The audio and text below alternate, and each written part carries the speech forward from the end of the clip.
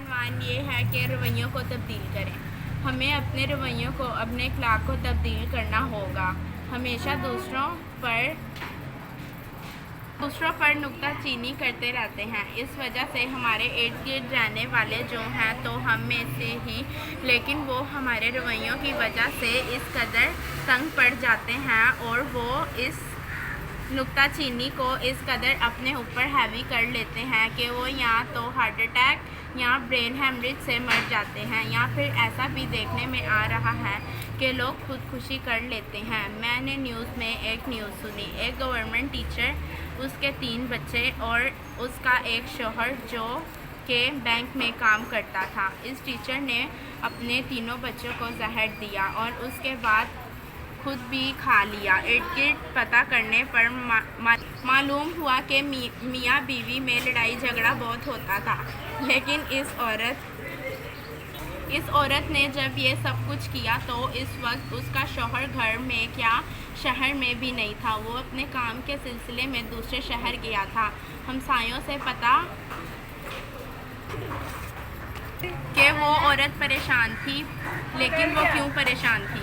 बात का इल्म नहीं है। यहाँ से रवैया और इखलाक का अमल ताकि शुरू होता है। आपकी हमसाई परेशान है, आपने उससे पूछ सकते कि उसकी बहन, बेटी, आंटी खैर है, क्यों बड़ी परेशान लग रही हो। अगर आपका इखलाक और रवैया अच्छा होगा तो उसके साथ जिस मुश्किल में होगी वो आपको ज़रूर बता देगी, लेकिन जब उससे कुछ ना पूछा गया तो ना ही वो कुछ बताएगी और ना ही उसका कोई हल नज़र आएगा। उसने आपको ये रवैया जो उसके साथ अंदर पल रहा है उसको देखें।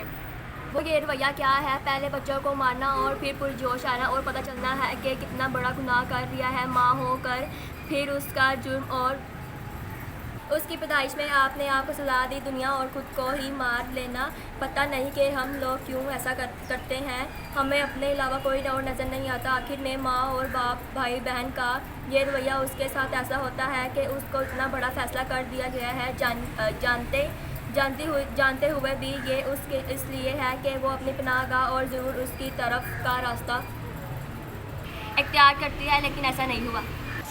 इसलिए आप सबसे गुजारिश है कि अपने अपने रवैयों और इखलाक पर ध्यान दें। अपने में से बाहर निकल कर देखें। इस माशरे का हर फ़र्द हमारे अपना है। जब वो चला जाता है तो हम सब उसकी तारीफ़ के पुल बांध रहे होते हैं, लेकिन हकीकत इसके बरअक्स है। ये तारीफ़ भी आप इसलिए कर रहे होते हैं कि आपने भी मरना है। कभी ये भी सोचें कि इसकी ज़िंदगी में उसकी तारीफ़ की होती, उसका हौसला बढ़ाया होता या उसको तसल्ली दी होती कि जो फ़ैसला करे उसके साथ खड़े होंगे, तो शायद ये सब ना होता। जाग जाए सब और रुकें। ये सब कुछ इस दुनिया में लेने वाला है। हर इंसान आपका सगा है। अल्लाह पाक ने आपके अंदर इंसानियत का जज्बा रखा है, उसको ढूंढें और बताएं कि आप अच्छे हैं और बुराई को ख़त्म कर सकते हैं। आपको अल्लाह पाक ने अपने लिए ही नहीं बनाया, उसकी इबादत के लिए बहुत मलाइक और फरिश्ते थे, लेकिन आदम से हवा इसलिए बनाई कि एक दूसरे का सहारा बन सके। हम सबको सोच और रवैया तब्दील करके अच्छाई की तरफ अपने कदम बढ़ाने चाहिए।